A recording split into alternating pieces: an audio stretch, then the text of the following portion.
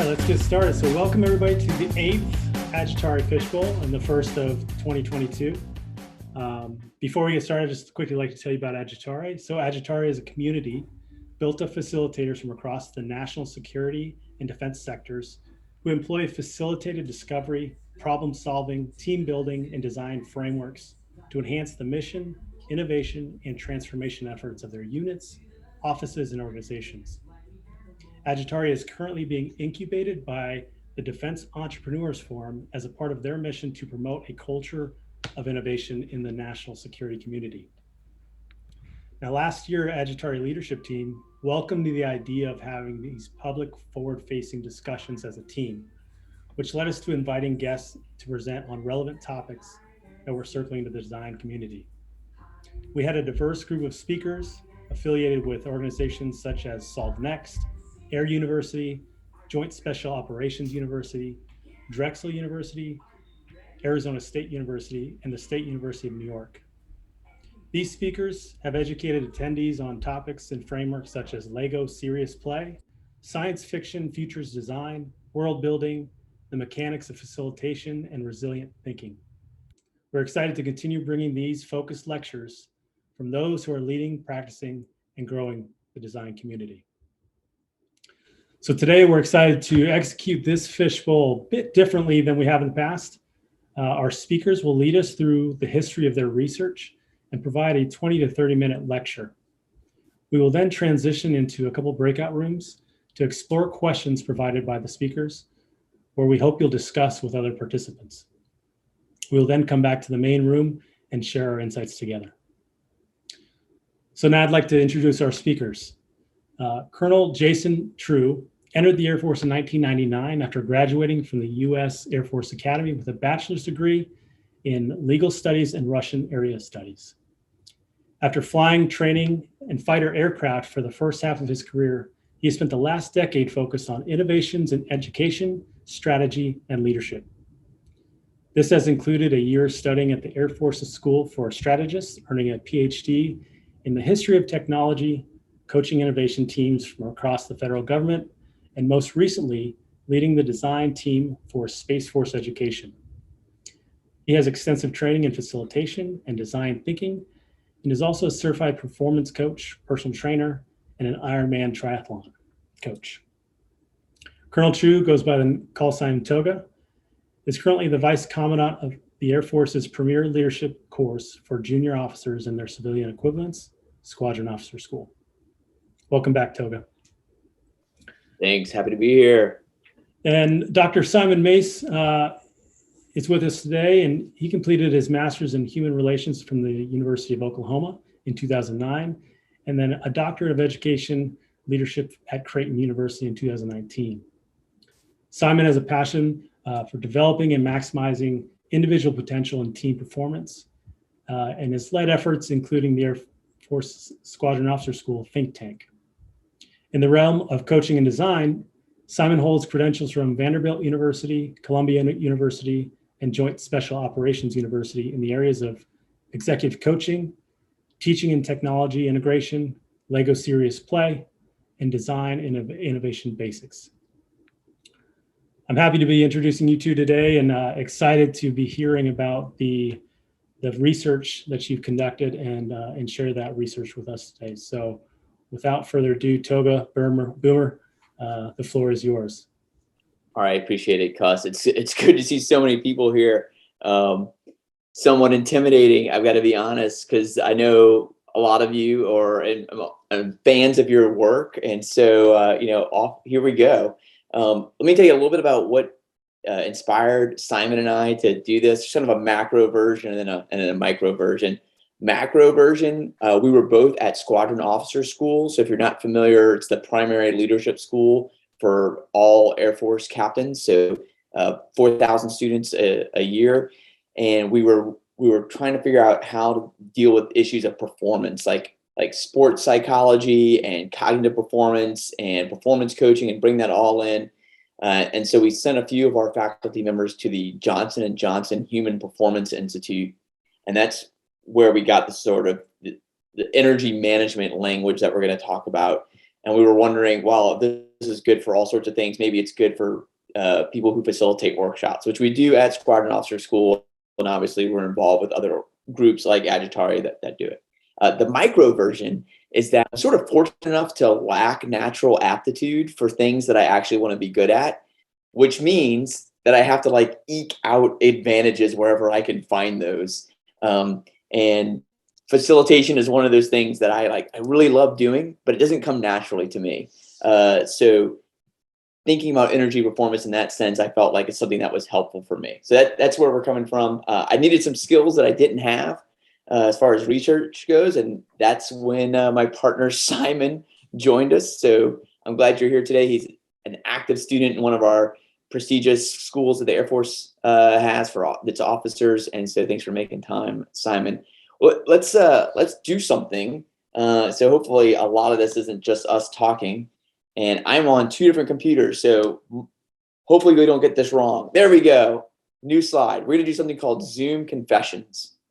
And it's not fatal if you don't do the exact instructions, but it's more fun, I'll tell you, if you hide non-video participants. And so you can kind of see on the slides what that looks like to do that. So I'll give you a moment to try to figure that out. You essentially right-click on someone who is that you see their name, but not their face. So TOGA Ghost, my other computer that's pushing the slides, is one of those. If you right click, you can say hide non-video participants. So, all right, hopefully we all got that. If you didn't, it's fine, right? But this is more fun to watch maybe while I'm pushing slides. You know what, I cannot push slides for a moment. And now we go to gallery view, and it's probably more fun this way. All right, so I'm gonna say something, and if you have ever done this, then you turn your camera on. So we're all gonna start with our camera off. There we go, my camera's off. So everyone turn their camera off. There we go, there we go, there we go. All right, so if you've done this before, you turn your camera back on, and then we can see, you know, who's done these things, right? All right, if you've ever done 3 Zoom calls in the same day, turn your camera on. All right, lots of people. Now leave it on if you've done 4 calls in a single day. 5. Go here, 6.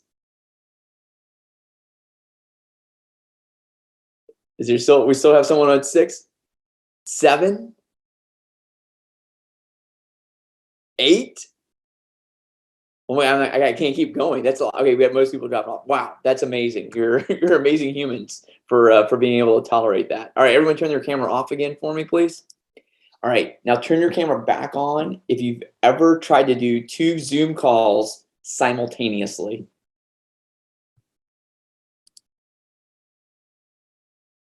Yes. I don't know how yours went, but mine did not end well. So, okay. All right, everyone turn your cameras back off for me, please. All right, turn your camera on if you ever went to the bathroom during a Zoom call.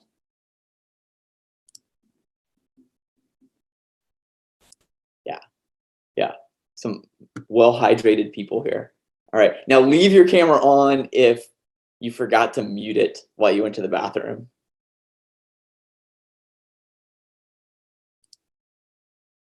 Yeah, okay, good. I'm glad I'm not the only one. All right, no, maybe I am. All right, everyone turn your cameras off. Let's see, we got a couple more questions. Should be pretty easy. Have you ever facilitated a virtual workshop?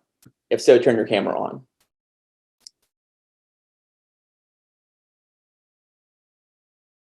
All right, lots of people. That's good because we're gonna talk about virtual workshops in a moment. All right, turn your cameras off again. All right, now turn your camera back on if you've ever felt exhausted after you facilitate.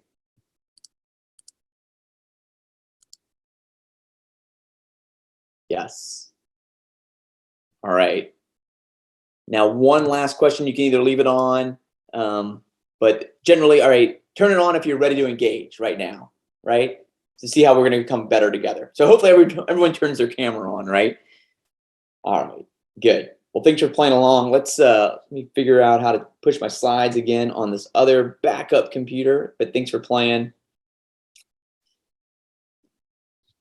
The one thing I'll say as I pull the slides up is, yes, we divided energy as we analyzed the energy required personally to facilitate a workshop, kind of before, during, and after.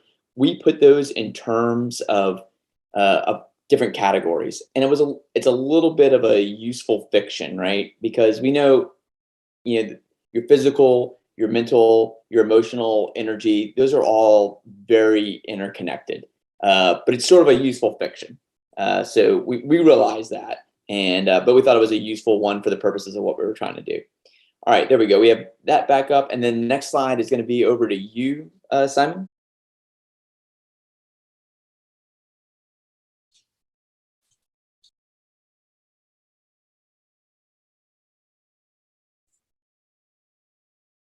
Jody, I think you should finish your sentence. Yeah, that was fun. The question was, how do you talk to people who have to be there versus the people who like this who opt in to be there? And my point was, how do you build rapport? How do you name their pain? How do you tell them, this sucks and it's hard, you're sorry, and you're going to do the best you can to, make this as painless and enjoyable if possible. That would be my encouragement. That was good. I got to go to one group. They were having a great conversation. Sleep came up, and so I'll share the video that that was posted there. It's called "Sleep is Your Superpower," and it's like I have to go back to it when I find myself wanting to sacrifice sleep. I have to go watch that thing again and realize that it's not. It's a productive use of my time. It's a waste of time. And then the point that Jody was just talking about, like knowing the audience, I think that's a good point. Like controlling, using your generous authority, if you've read Art of Gathering, which is a great book, to control as many aspects of it as you can, like time of day, place, the way it looks, the way it smells, the way it feels, like all those things you can do to help your own energy and to help the energy of the participants as well. So we have enough time. I'm excited because usually these things tend to go long. For anyone to share anything that came to their mind during the last section, or things that they talked about as a group, it's just sort of, I don't know how Michael wants to run this. Am I violating some Fishbowl rules here? But I think you're the boss, Toga. Open, yeah. So who wants to speak up about anything that they want to share? Now we had some interesting. I was in group one, and we had some interesting conversation that I like. I don't know if Dave or Heather wants to speak up on, or even Stephen, about the differences between the virtual facilitation and the physical, and how that affects how those differences affect participants and their ability to disengage from the facilitator versus in the physical space. Thanks, Cuss. So Stephen and Dave and Brian and I all gathered, and Stephen, did you want to go first? Oh, no, go ahead. Okay.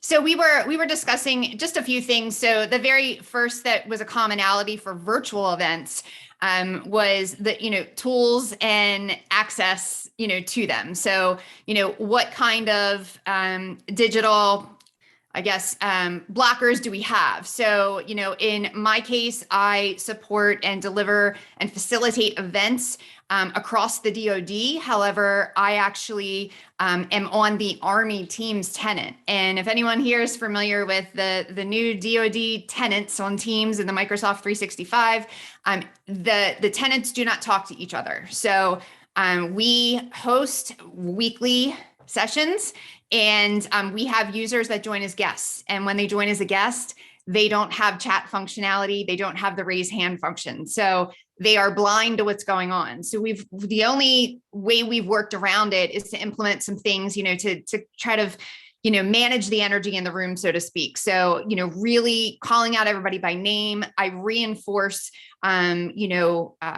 greetings to everybody as they join, and let them know that they're not going to have the same digital experience as people that are on the Army tenant. So all the workarounds for that have basically been, we provide a summary at the end of the session with all the links that were shared to make sure that everybody is having an inclusive experience. And again, Teams drops and cuts out and that sort of thing. And those are just things that are outside of our control. One other thing that we talked about was feedback. So, in the virtual space,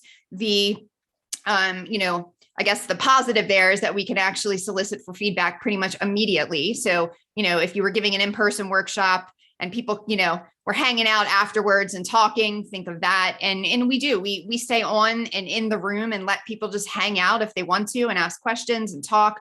But the one thing that we do, and we do it very intentionally and probably to nauseum, is solicit feedback, asking, what did you like about the session? What did you not like about the session? How can we make it better? How can we improve things? And so that helps, I think, me from an energy perspective to know, okay, what are we doing here? Are people really receptive to it? One other thing is having additional help. So we keep talking about facilitator. When you're in a virtual setting, it's very helpful to have help. So I have a couple of team members that one will just monitor who's in the session. I monitor the chat, and then I make sure I've got 2 people primed and ready to answer the technical hard questions. So, just making sure that you have help can help your energy to be a little bit more relaxed, and not worry about missing a question in the chat and things like that. So, Stephen, did you want to cover anything else? I think that pretty much summed it up. I think that the only other thing I would add is all of that bouncing around definitely highlighted how much more work it can be sometimes on the facilitator to ensure that all of that stuff is happening in the digital environment. Right. And I just really quickly, I want to add that, even in the physical environment, having help as a facilitator, tremendous. I recently, ran a workshop, had no help. And at the end of it, I was like, well, that was a mistake. Cause I definitely could have used a partner in crime there. Right. So to steal one of Toga's phrases, it's always, we're better together. Right. So go, be better together. Now let's hear what Rodney has to say. Yeah. So thank you. So my team, we talked about many of the things that were already discussed, especially from Heather. But one of the things that was an aha moment for me was the fact that, what you put in your body is going to, affect how you feel, and also what the audience is putting in their body. Right. And so that's something I don't think we often think about, is what is the audience, taking in, and how is that going to affect them around lunchtime? How is that going to affect their energy? And so I'm a facilitator for Naval X, and oftentimes when customers come in, we feed them, we provide lunch for them. And I don't think anyone has ever thought about what we're providing for lunch and how it's going to affect them in the facilitations until now, because I'm going to take that back to them and, be mindful of what we're serving so that we can manage the energy of the audience members. So that was an aha for me. Yeah, I mean, that's a great one. It goes back to like trying to control as much as you can, again, for a good purpose, right? I love it. Like, and then just even like losing control when they like go off to lunch, right? And then when you get them back and, someone's going to roll in late, like if it's an in-person function, strategic menu selection, I think it's a great way to put it, Stephen. Yeah, I like that. Cool. We have a couple more minutes for other thoughts that came up in your conversations, or just as we talked through the findings. So one of the things that I think is interesting, given the classroom environment you've got with SOS, students rifling through there, definitely necessary to prep, have a self-recognition of what their emotional needs are, whether they gain emotion from a group, or if they're an introverted type of person, they need to get pumped up, do some breathing exercises beforehand. But for those young officers that are going into those leadership positions, I think there is a recognition, and I've shared this with squadron commanders, there's an idea that you want to be the squadron commander that you want to be and you desire to be, and everybody should put their personal stamp on it. But in the service, I think there's also needs to be a recognition of these young officers that sometimes they need to be the officer and the leader that their squadron needs them to be. And that's very situational, dependent.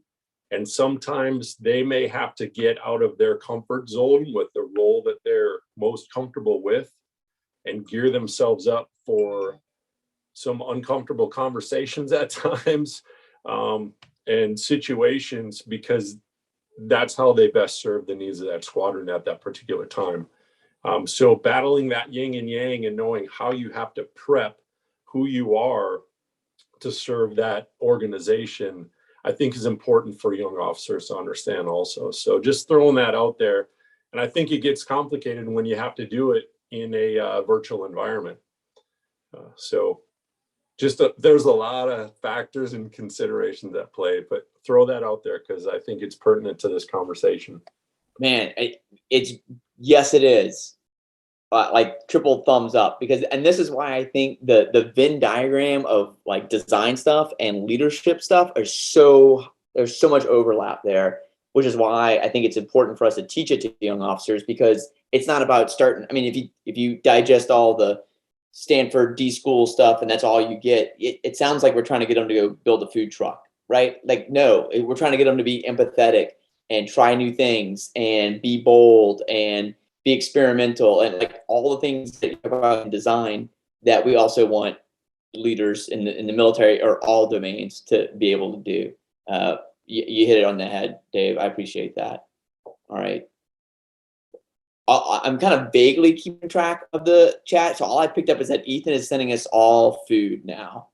But that's exciting. I'm excited for that. We probably have time for one more insight or question from the group before we share the conclusions that we came up with, the takeaways. I want to know from such an awesome group, how you deal with the most difficult people when you're already low on energy. Like, what's the best way you've ever responded to the, what are we using now? Karen? the Karens in the group, which we had one actually named Karen a year and a half ago, and it was really funny.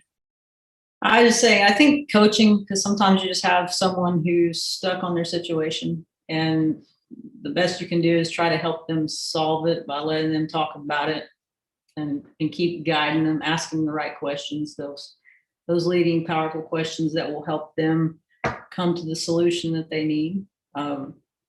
That's been useful. I'd love to jump onto that concept. I helped produce a positive parenting class for my friend who teaches, and it's a little ironic since I don't have kids, but I love it because so much of the content is relevant in the workplace where people sometimes act like children. And what I heard you saying, David, is sometimes when people act out, it's a control battle, right? And the thing with parents and kids is when there's a control battle, is a lot of times they're each pulling. And if you stop pulling and you give more power, more responsibility and authority in a intentional way, they stop, because then they get their basic need of love and attention met. And so in a workplace environment, that's really tough or challenging if you have somebody that's a big negative energy in the room or sarcastic or somehow sabotaging the group. But if you can assess if it's a control issue, how do you give that person some control so that energy, I would call that, gets used in a productive, meaningful way? And you're not if I can add on to that, Jody, I completely agree with you. Most people just want to be seen and heard, and then if you can let them be seen and let them be heard. And once they see that, hey, there's a disconnect between what you're bringing and what the rest of the group is after, it causes them to deflate. And so they talk themselves out of wanting to be seen and heard then. And it sort of works itself out, but it's just creating that space for them. So I think it's caring enough, even though they may be disruptive, it's still creating that psychological safety and letting them know that they're cared for in the event. Okay, we're going to create space for you to, what is it you want to say? What is it you want to get out? How does that relate to the objective? And when they see that they've been heard and they've been seen, then they sort of, I don't say they go away, but they're not as obnoxious as initially. So that's a technique that I've used and been successful with. Yeah, and I'll add one more thing as Simon cues up the last few slides for us. At its worst, a high bar for doing this, but every time I do it or have the courage to do it, I'm happy and I'm glad I've done it. There's a moment where if it gets really bad, I say like time out. Can we talk about we have a process question. What is happening right now? Like I'm feeling really bad. Are you feeling really bad? Like, can we just talk about how we're talking about this? And then like, once we get that straight, we can go back to the thing itself, but like acknowledging the awkwardness or just owning it. Even if it is just me, at least that I'm sort of kind of exemplifying the sort of openness and transparency I want others to have. And that's been useful. But I'm so resistant to do it. It has to like be a big moment where I'm like, oh, here we go.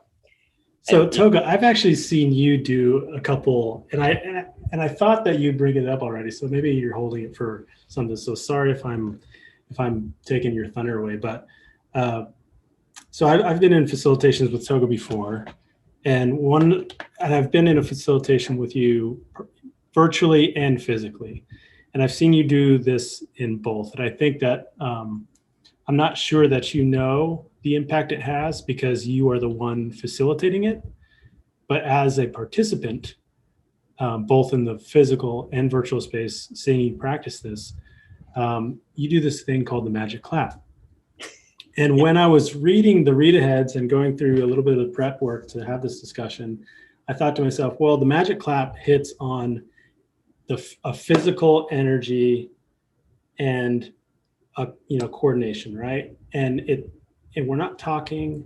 It doesn't take any thought really, and so it kind of reminded me of, well, in this scenario, this question is, if you have an unruly person, and you're saying you want to do a timeout, but you also want to sync sort of the energy in the room. If you're focused on strictly the physical, maybe you're off emotionally or physically or emotionally in the room, doing that magic clap might sync everybody up. And it has done that for me, I feel. I'm interested to know your perspective and why you do that in the first place. I'll be brief because I do want to hear what Dolores has to say as well. Like a lot of things, I picked it up from someone else, and it just like it felt good. And I'm like, let's do it. But I agree, like there's a lot of, this is why it's hard to distinguish between the domains, right? Like we do something physically and it feels good emotionally and can bring clarity to us mentally. It honestly, one of the things I picked up is to just try to like, don't let anyone out embarrass you. Like if you are the most awkward, cringy person there, then you make safe space for people to just be. So like if you're outright weird, they'll be like, oh, okay. Like if he is going to, groove to the Macarena, at least I can kind of like move my hips a little bit. And that's like a baby step to being awkward in a big group, is to do this crazy clap, which now we have to do by the end of this thing. We'll magic clap it. All right. Dolores, go ahead. No worries. I was enjoying the conversation. So what I was going to say is, earlier this year, we did this work training. And one of the things that I took away from it is sometimes the person that you're having the most difficulty with, like the Karen or whoever you might have in the office or in a group setting, your reactions also fuel some of their negative emotions. So we had to do this exercise where it was like the 4 quadrants, and in one quadrant you wrote the person and like how they act or what are the things that make you have like a negative or like a visceral reaction to what they're doing. Like maybe they ask you too many questions, maybe they call you out too much. And then in the second bottom box, you fill out, how do you react to that? And in the third box, you put in like, how are you being perceived based on your reactions? And then you block all that off and you just have like how you feel like you're coming off based on your reactions, and you give it to somebody else. And what was interesting in this exercise is through the whole roundabout exercise, everyone that pointed out what they were trying to achieve were not achieving their goal of being more clear or more personable. Instead, they were actually being perceived exactly like the person that they didn't like how they were acting towards them. And it was just like an eye opener to take a moment to like sit back and think, okay, if I come at someone, you know, they're questioning me a lot and I'm like fueling them with a bunch of facts and like writing these long emails of like justification why I'm right and they're wrong without saying that, it also comes off very defensive and can have just like the cyclical path. So I even like the idea, my cat agrees with me. So I even like the idea of being able to, you know, like sit down, like someone was saying of, hey, how can I help you? What is going on? I've noticed something's been off, because everyone's going through something at home. Everyone's going through something that's personal that could affect them. And sometimes you just recognizing that, I think, where is he? I think Richard was the person, but I think he pointed out like sometimes it's just a matter of like having somebody being heard. And Jody, I think, talked about it too, is like being heard, but also having someone recognize that that's not their usual character might be very helpful as well. Again, the Venn diagram between design and other things, in this case, a high overlap. Like, I think I probably should do that with my 14-year-old. Healthy exercise. Thanks. Dolores, is there a specific name for that exercise? Yes, it's in the Arbinger training. I can send everyone a screenshot of it. If you could post something in it in the chat, that'd be great, because I'd like to follow up and look at absolutely. that more. All right, so we have a series of slides. They're going to go fairly quick about just conclusion. Would probably have been even a better name for them. You see the first one on there, you know, general physical fitness, and this sort of kind of speaks to my heart as a fitness trainer and an Ironman coach. That's going to help, right? Like, it's going to help you mentally. It's going to help you emotionally. It's obviously going to help you physically to be fueled well, hydrated well, rested. We've talked about that, about sleep. And I like what Katie Bowman talks about with a movement diet, and you need a variety. And she even talks about movement snacks. So yeah, you've got your workout, you're going to go lift in the morning and do your run in the afternoon or whatever, but the rest of the time matters too, right? You can't just sit down at a desk for the rest of the day and expect that you're really going to be healthy, right? And so, you know, even a couple times a day, and sometimes I will force people to do this in a workshop, go move around, take a walk around the building, get outside, get sunlight on your skin, look at the horizon, stop looking this far from you. All those are super helpful things. Next slide, please. Yes, preparation will help your energy, because we exert a lot when we're trying to adapt in the moment. And so well, that's another slide, but get your logistics. I mean, all the things that can be planned, that are in the realm of being planned, plan them out, right? Think about all this chair flying, right? I'm going through all the motions, and I'm thinking about what's going to happen if this. Oh, I will do this. And then if it happens, I've got, you know, a starting point. And some of your, you know, agenda planning should be breaks, and realize that breaks for your participants are not always breaks for you. So plan breaks for you, right? And they could still be being productive, and you could be having a break, and those are important as well. Next slide, please.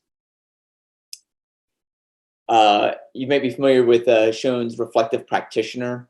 It's a great book. It's a great idea. He talks about reflection in action. And so that is honing this awareness in the moment. You know, you have like a certain amount of your bandwidth that is watching from above and kind of analyzing where your energy is at. So that's reflection in action. And then the debrief is reflection on action, is how Schoen distinguishes the two things. The debrief is super important, right? Learning from not only like how it went, but then there's sort of the meta, and you go to the next slide. There's sort of the meta, what was, how was my energy? Not just like, did we get the product, but how did we get the product? And then there's this idea that you are modeling the very kind of design principles that you're probably using, right? So we never do design workshops for a single person, right? Because we go further together. And it's already brought up, but co-facilitation can help at every point, before, during, and after. It's critical. It's why I wrote to like 5 people that are on this call earlier today. And I was like, I'm doing something with you, Safa, next week, and I need your help. And thankfully they all said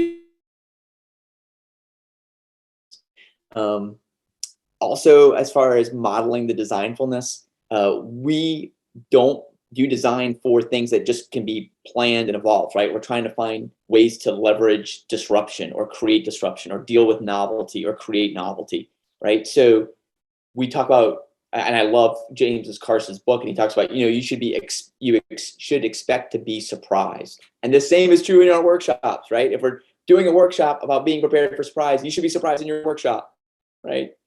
Eating your own dog food.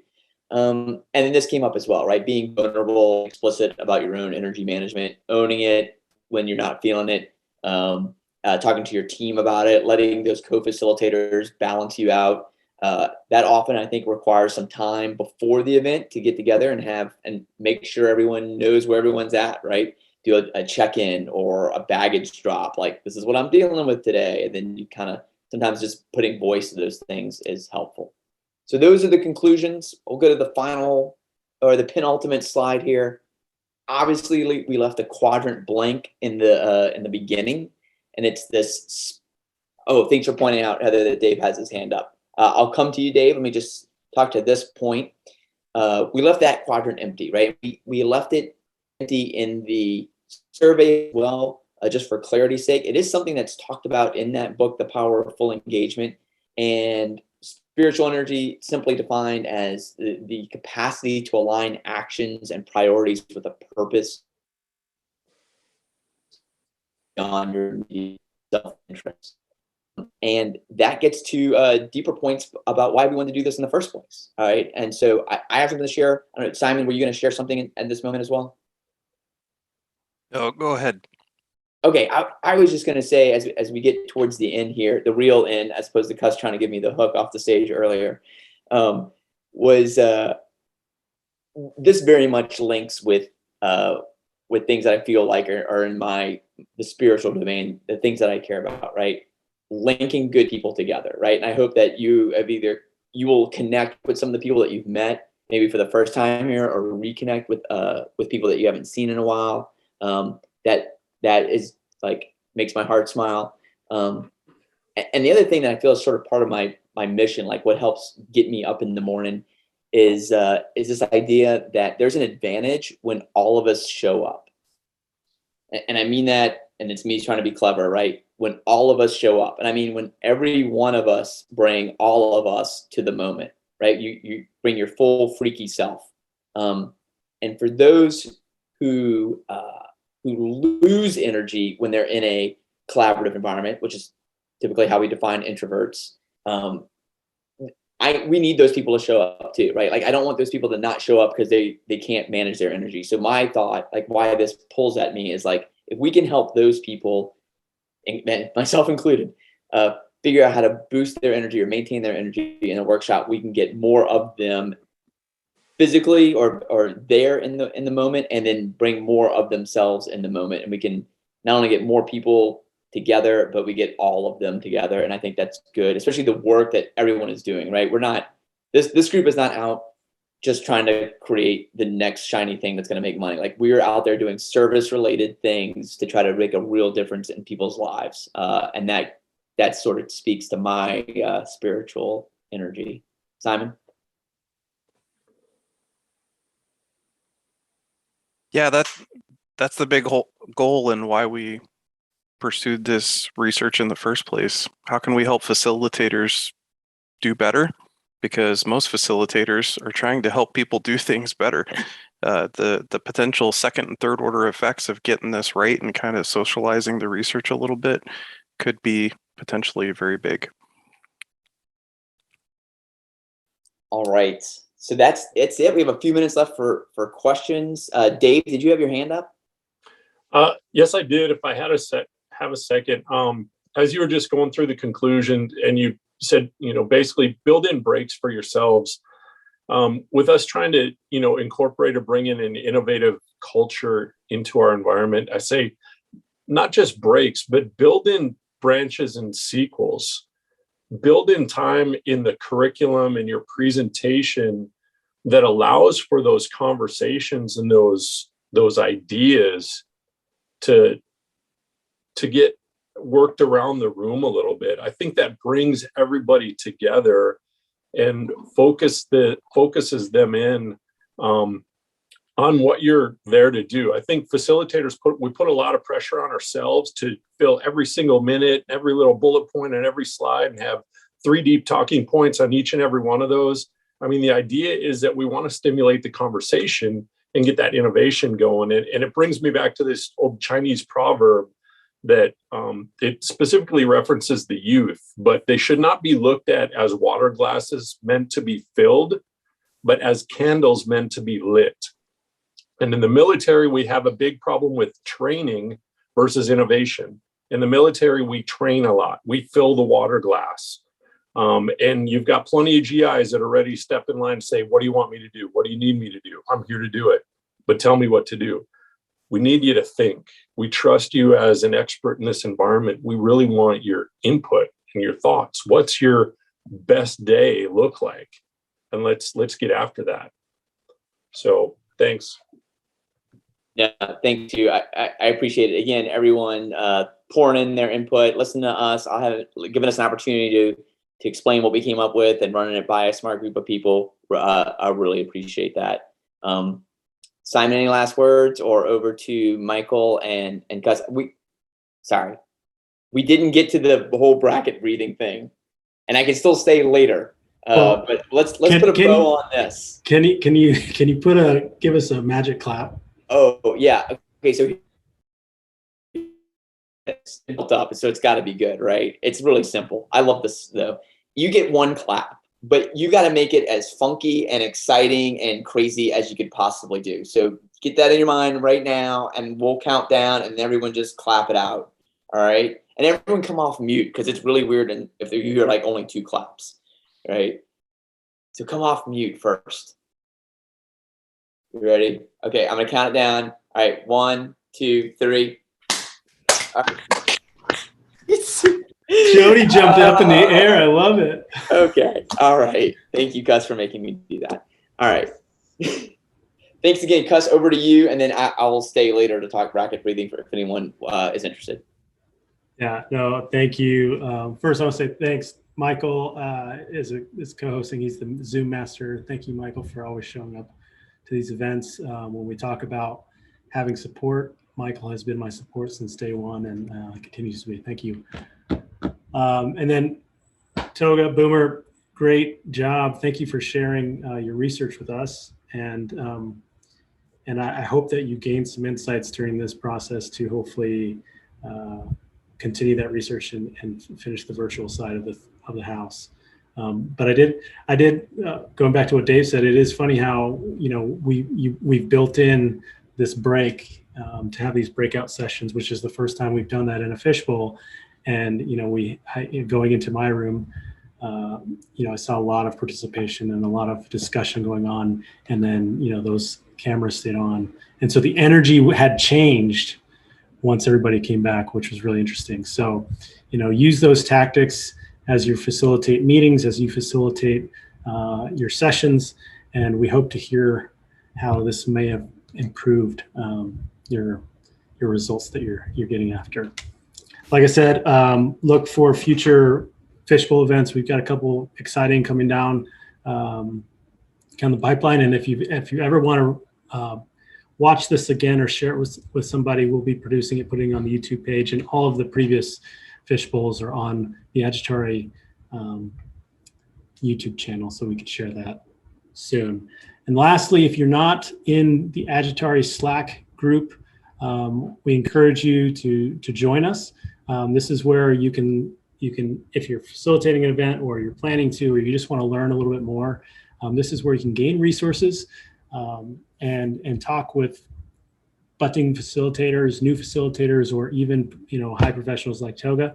And you'll see that the community will wrap around you and give you all the resources you need. So I will drop the Airtable link in the chat in a minute. But that is all. Thank you for being here.